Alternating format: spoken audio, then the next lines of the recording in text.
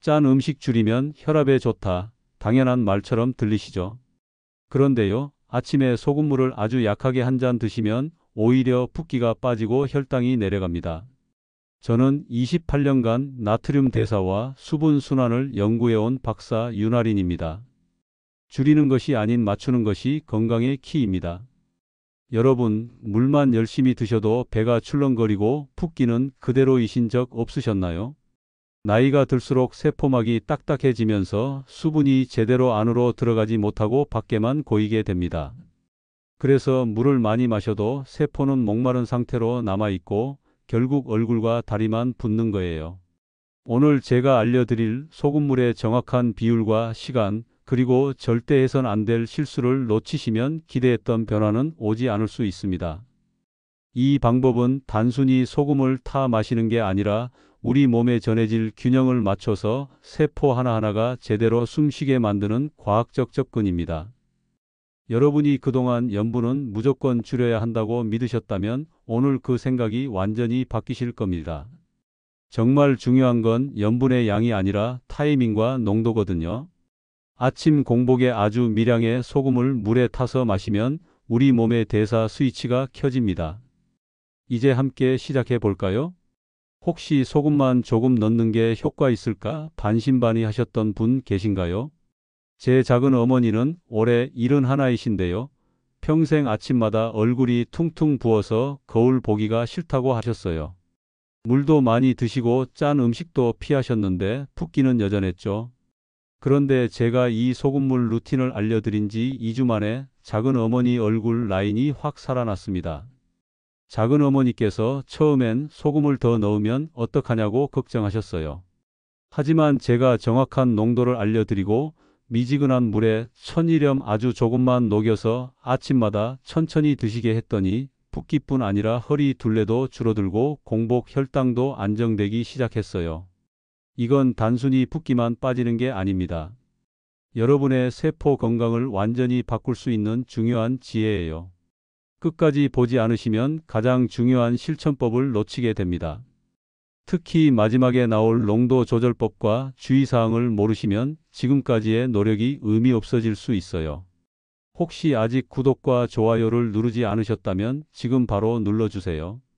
이 채널은 여러분의 건강한 노년을 응원합니다. 이런 중요한 정보를 더 많은 분들이 알 수 있도록 구독과 좋아요로 응원해 주세요. 끝까지 보시면 왜 지금 당장 여러분의 작은 습관을 바꿔야 하는지 분명하게 깨닫게 되실 겁니다.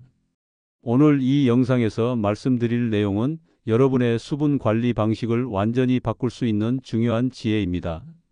이 이야기를 끝까지 듣고 실천하셔야만 진정한 변화를 경험할 수 있습니다. 마지막에 나올 단 하나의 습관이 모든 것을 바꿀 수 있습니다. 여러분의 아침 습관을 바꾸는 작은 실천만으로도 충분히 일어날 수 있는 일이죠. 그래서 이제는 우리 몸에서 소금물이 어떻게 작동하는지 과학적으로 하나씩 짚어보겠습니다. 여러분 나이가 들면서 세포막의 유동성이 떨어진다는 사실 아시나요?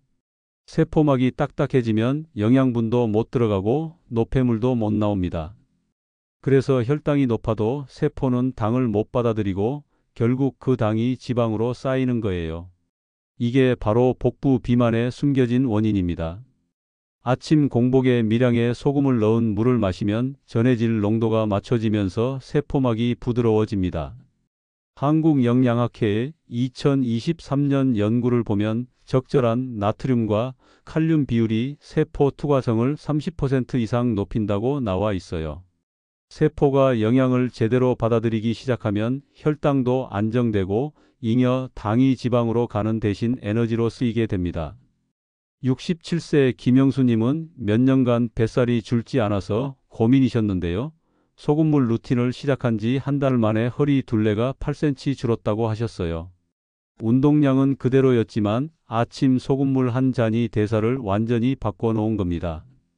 이분은 저한테 전화해서 이렇게 간단한 방법이 있었다니 진작 알았으면 좋았을 거라고 하셨죠. 여러분도 아침에 200ml 정도 미지근한 물에 천일염을 한 꼬집보다 적게 넣어서 천천히 드셔보세요. 처음 며칠은 변화가 안 느껴질 수 있지만 일주일만 지나면 허리띠가 느슨해지는 걸 느끼실 겁니다. 여기에 가벼운 걷기를 20분만 병행하시면 효과는 배가 됩니다. 그런데 이게 뱃살만 빠지는 게 아니에요. 혈당 안정에도 엄청난 효과가 있습니다. 인슐린 저항성이라는 말 들어보셨죠? 세포가 인슐린 신호를 무시하면서 혈당이 높은데도 세포는 당을 못 받아들이는 상태예요. 나이 들수록 이 현상이 심해지는데 소금물이 이걸 해결해 줍니다. 서울대학교 식품영양학과에서 2024년에 발표한 연구를 보면 아침 공복 전해질 보충이 인슐린 감수성을 회복시킨다는 결과가 나왔어요. 세포 표면의 인슐린 수용체가 제대로 작동하려면 세포 내외의 나트륨과 칼륨 농도 차이가 적절해야 하거든요. 소금물이 바로 이 균형을 맞춰주는 겁니다. 70세 박정희님은 공복 혈당이 늘 180에서 200 사이를 왔다 갔다 했는데요. 소금물을 2달간 꾸준히 드신 후 110에서 120대로 안정됐어요. 이분은 약을 줄이고 싶다고 상담하러 오셨다가 제 조언을 따라 해보셨는데 결과에 깜짝 놀라셨죠. 물론 약 조절은 전문가와 상의하셔야 하지만 소금물이 혈당 관리에 확실히 도움이 된다는 증거입니다. 여러분 혈당을 안정시키려면 과도한 당분 섭취를 피하고 휴식적으로 식사하는 게 중요해요. 소금물은 이런 기본 관리를 더 효과적으로 만들어주는 도구입니다. 아침 소금물 한 잔으로 하루 혈당 리듬이 달라지는 걸 경험해 보세요. 그 다음은 붓기 문제입니다. 여러분 아침에 일어나면 얼굴이 퉁퉁 부어서 거울 보기 싫으시죠? 이건 단순히 물을 많이 마셔서가 아니에요. 세포 안팎의 수분 균형이 깨진 거예요. 나트륨과 칼륨이 세포막을 사이에 두고 적절한 농도를 유지해야 수분이 제자리를 찾는데 이게 무너지면 수분이 세포 밖에만 고이게 됩니다. 한국수분대사학회 연구에 따르면 적절한 전해질 농도가 림프 순환을 촉진해서 불필요한 수분을 배출시킨다고 해요. 소금물을 마시면 세포 내외 농도 차이가 생기면서 수분이 다시 재배치되는 겁니다. 그래서 붓기가 빠지고 피부톤도 밝아지죠. 73세 이미숙님은 평생 아침 얼굴 붓기로 고민하셨는데 소금물을 시작한 지 10일 만에 거울을 보고 깜짝 놀라셨대요. 붓기가 빠지니까 얼굴 윤곽이 살아나고 피부색도 화사해 보였다고요. 이분은 지금도 매일 아침 소금물을 빼놓지 않으신답니다. 붓기를 완전히 없애려면 짠 음식을 피하고 수분 섭취를 균형 있게 하셔야 해요. 한 번에 많이 마시지 말고 조금씩 자주 드세요. 그리고 소금물은 아침 공복에만 드시고 나머지 시간엔 깨끗한 물로만 수분을 채우시는 게 좋습니다. 네 번째 변화는 만성 염증 감소입니다. 나이 들면 몸 곳곳에 염증이 생기면서 여기저기 아프고 면역력도 떨어지죠. 이게 전해질 불균형과 관련이 깊어요. 세포 안팎의 전해질이 맞지 않으면 노폐물이 제대로 배출되지 않고 염증 물질이 쌓입니다. 미국 국립보건원의 2023년 연구를 보면 적절한 전해질 균형이 면역세포의 활성을 높인다고 나와 있어요. 면역세포가 제대로 작동하려면 세포막을 통한 신호 전달이 원활해야 하는데 소금물이 이걸 도와주는 겁니다. 염증이 줄면 관절도 덜 아프고 피로감도 줄어들죠. 68세 조성우님은 비염과 감기로 자주 고생하셨는데 소금물 루틴을 3주 정도 하시니까 증상이 많이 완화됐다고 하세요. 코 막힘이 줄고 아침에 일어날 때 목도 덜 따끔거린대요. 면역력이 올라가니까 작은 감염에도 잘 안 걸리는 거죠. 여러분도 규칙적인 수면과 스트레스 관리를 병행하시면 염증 감소 효과를 더 크게 느끼실 겁니다. 염증을 유발하는 가공식품이나 기름진 음식도 줄이시는 게 좋아요. 소금물은 이런 노력을 더 빛나게 만들어줍니다. 마지막으로 변비 해소입니다. 시니어 분들이 가장 힘들어 하시는 게 변비잖아요. 장운동이 느려지고 수분이 부족해서 변이 딱딱해지는 건데요. 소금물이 이 문제를 근본적으로 해결해 줍니다. 아침 공복에 소금물을 마시면 장 근육이 자극받고 장 안의 수분도 증가해서 배변이 훨씬 수월해집니다. 한국장건강연구소의 연구에 따르면 전해질이 풍부한 물을 아침에 마시면 대장 연동 운동이 40% 증가한다고 해요. 장 근육이 수축 이완을 반복하면서 변을 밀어내는데 소금물이 이 과정을 촉진시키는 거죠. 74세 최영란님은 평생 변비 때문에 약에 의존하셨는데 소금물을 일주일만 드시니까 매일 아침 화장실에서 시원하게 해결하신대요. 처음엔 반신반의하셨는데 이제는 친구들한테도 권하신다고 하세요. 이분처럼 규칙적인 배변 리듬을 되찾으신 분들이 정말 많습니다. 변비를 완전히 해결하려면 식이섬유도 충분히 드셔야 해요. 채소와 과일, 통곡물을 매일 드시고 소금물과 함께 하시면 장 건강이 확 좋아집니다. 규칙적인 배변 습관을 만드는 게 무엇보다 중요하니까 매일 같은 시간에 화장실에 가보세요.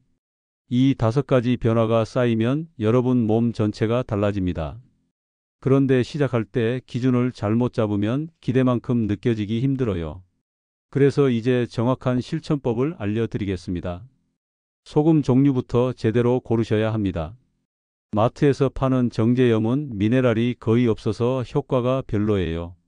천일염이나 미네랄이 포함된 소금을 쓰셔야 전해질 균형을 맞출 수 있습니다.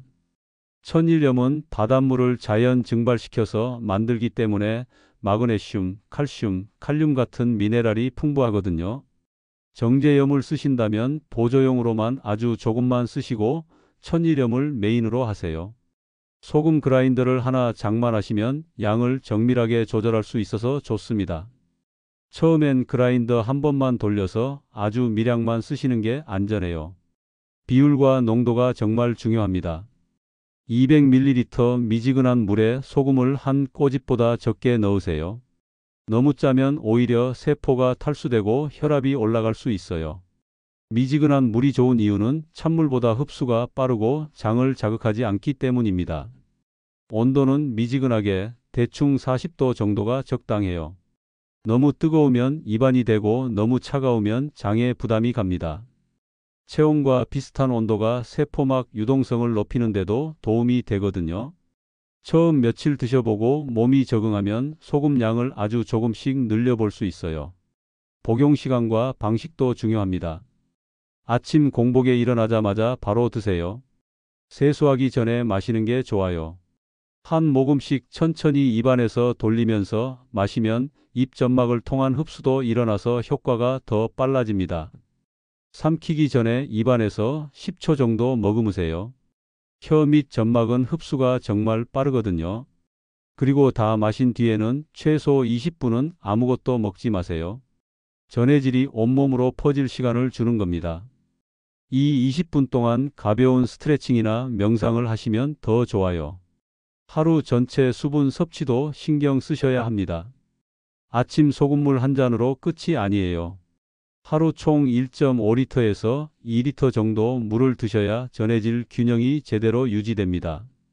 한 번에 많이 마시지 말고 2~3시간마다 한 컵씩 나눠서 드세요. 규칙적인 운동도 병행하시면 효과가 배가 됩니다. 아침 햇빛을 쬐면서 20분 정도 걷기만 해도 세포 대사가 활발해져요. 단백질 섭취도 중요한데 근육이 있어야 혈당 관리도 쉽고 대사도 원활하거든요. 하루 3끼의 단백질을 골고루 넣으세요. 지속성이 핵심입니다. 하루하고 하루 건너하면 소용없어요. 매일 같은 시간에 습관으로 만드셔야 해요. 아침에 일어나면 자동으로 소금물부터 찾게 되도록 루틴을 만드는 겁니다. 처음 2주가 가장 중요한데 이때 습관이 자리 잡으면 평생 가요. 변화를 기록하시는 것도 좋습니다. 허리 둘레를 재보거나 아침 붓기를 사진으로 찍어두세요. 일주일마다 비교해보면 변화가 확실히 보여서 동기부여가 됩니다. 몸무게보다는 허리 둘레와 붓기 정도, 배변 횟수 같은 걸 체크하는 게 더 정확해요. 중간 점검도 필요합니다. 2주 정도 했는데 변화가 없다면 농도를 약간 조정해 보세요. 소금을 더 줄이거나 물의 양을 늘려볼 수 있어요.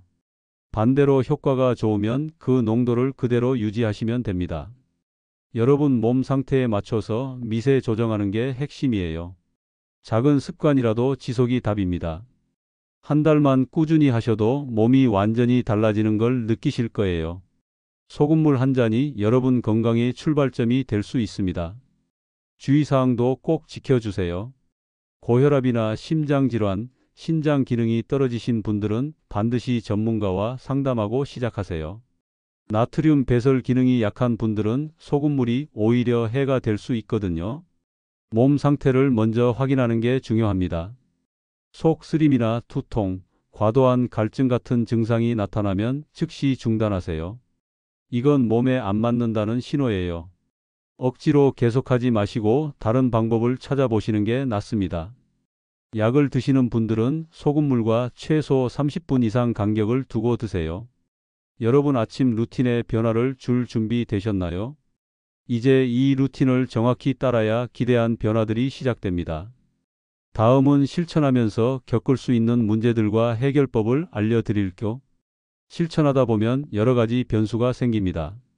농도가 너무 짜다고 느껴지면 소금을 더 줄이세요. 반대로 밍밍하다면 그라인더 한 번 더 돌려보세요. 하지만 절대 과하게 넣지 마세요. 조금씩 조정하면서 내 몸에 맞는 농도를 찾는 게 핵심입니다. 배뇨 횟수가 늘어나는 건 정상이에요. 처음 며칠은 화장실을 자주 가실 수 있는데 이건 과민 반응이 아니라 몸이 수분 균형을 재조정하는 과정입니다. 일주일 지나면 배뇨 횟수도 정상으로 돌아오니까 걱정하지 마세요. 속 쓰림이 있다면 농도를 더 낮추거나 물량을 늘려보세요. 빈속에 소금물이 부담스러운 분들은 미지근한 물 온도를 좀 더 낮춰보는 것도 방법입니다. 몸이 적응할 시간을 주면서 천천히 시작하는 게 중요해요. 여행이나 외출할 때는 작은 통에 1000ml을 담아가세요. 호텔이나 식당에서도 미지근한 물만 있으면 어디서든 루틴을 지킬 수 있습니다. 하루 이틀 빠져도 크게 문제는 없지만 가능하면 매일 지키는 게 효과적이에요. 가벼운 스트레칭이나 산책을 함께 하시면 좋습니다. 소금물 마시고 20분 후에 집 앞을 10분만 걸어도 세포 대사가 활성화됩니다. 아침 햇빛을 받으면 비타민 D도 생성되고 기분도 좋아지니까 일석이조예요. 실천을 계속 이어가려면 심리 전략이 필요합니다. 목표를 너무 크게 잡지 마세요. 처음엔 일주일만 해보자고 시작하세요. 일주일 성공하면 한 달로 늘리고 한 달 되면 평생 습관이 됩니다. 작은 성공을 쌓아가는 게 비결이에요. 매일 아침 기록하는 것도 도움이 됩니다. 달력에 체크만 해도 동기부여가 돼요. 주변 가족이나 친구한테 공유하면 더 좋아요. 함께 하는 사람이 있으면 포기하기 어렵거든요. 서로 격려하고 변화를 나누면서 지속력을 키우세요. 보상 체계도 만들어 보세요. 일주일 성공하면 내가 좋아하는 걸 하나 해주는 거예요. 영화 보기, 맛있는 거 먹기, 뭐든 좋습니다. 변화를 체크하고 스스로 칭찬하는 게 습관을 만드는 핵심이에요. 실패했을 때 재시작 지점을 미리 정해 두세요. 하루 빠졌다고 포기하지 말고 다음 날 바로 다시 시작하면 됩니다. 완벽하게 하려고 하지 말고 실수해도 괜찮다는 마음으로 편하게 접근하세요. 이제 오늘 내용을 정리해 볼게요. 우리는 그동안 염분은 무조건 줄여야 한다고 믿었습니다. 하지만 진짜 중요한 건 염분의 양이 아니라 타이밍과 농도를 맞추는 거예요. 아침 공복에 미량의 소금을 물에 타서 마시면 세포막이 부드러워지고 전해질 균형이 맞춰집니다. 잘못 관리하면 어떻게 될까요? 물만 많이 마시면 붓기는 더 심해지고 세포는 탈수 상태로 남습니다. 혈당은 높은데 세포는 당을 못 받아들이고 결국 뱃살만 늘어나죠. 만성 염증도 계속되고 변비도 해결이 안 됩니다.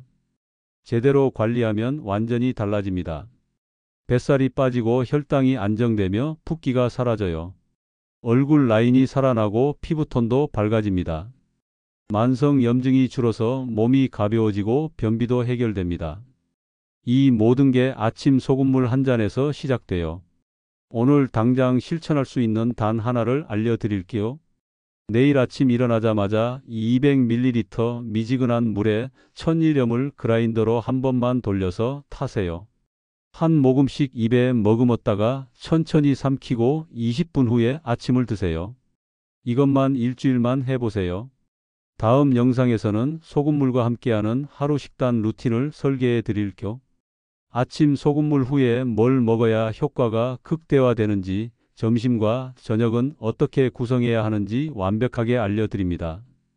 구독 눌러두시면 놓치지 않으실 거예요. 여러분 오늘부터 이 반전형 루틴 해보실 분 계신가요? 경험 있으시다면 댓글로 공유해 주세요.